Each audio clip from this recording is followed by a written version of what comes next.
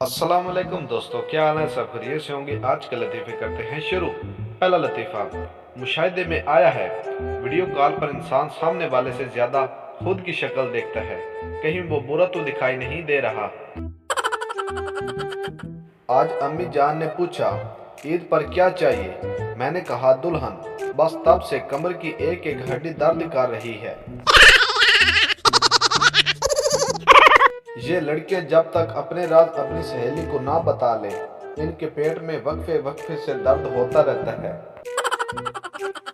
अल्हम्दुलिल्लाह कभी स्कूल में पोजीशन लेने की मुनाफकत नहीं की, हमेशा दूसरों को मौका दिया।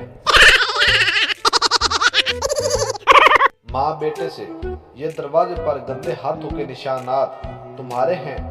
बेटा, जी नहीं अम्मी जान, मैं तो लात मार कर दरवाजा खोलता हूँ।